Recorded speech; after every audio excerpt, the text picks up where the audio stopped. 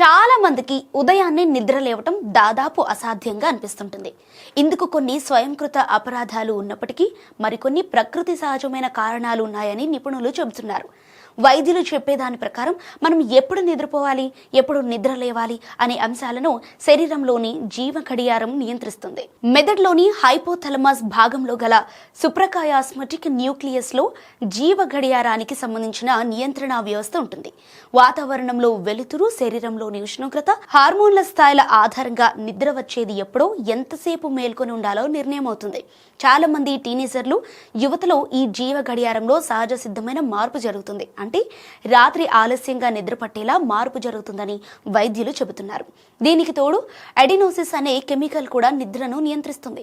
సాధారణంగా రోజంతా మెదడులో పేరుకునే అడినోసిస్ రాత్రి అయ్యేసరికి శరీరం నిద్రలోకి జారుకునేలా మెదడుకి సంకేతాలు ఇస్తుంది. ఉదయానికల్లా ఇది మెదడులోంచి తొలగిపోవడంతో నిద్ర వదులుతుంది.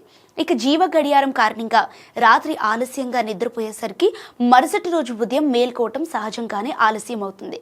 దీనికి తోడు మెదడులోని అడినోసిస్ కూడా పూర్తిగా తొలగకపోవడంతో తెల్లవారుజామున నిద్రమత్తు అంత ఈజీగా వదలదు. సో ఇది చాలదన్నట్టు రాత్రి వేళ పొద్దుపోయే వరకు సెల్ ఫోన్లు, ల్యాప్టాప్లు చూస్తే వాటిలోని కృత్రిమ కాంతి వల్ల మెలటోనిన్ మరింత తగ్గి నిద్ర మరింత ఆలస్యం అవుతుంది. పర్యావసనంగా మరుసటి రోజు మరింత ఆలస్యంగా నిద్ర లేవాల్సి వస్తుందని నిపుణులు చెబుతున్నారు.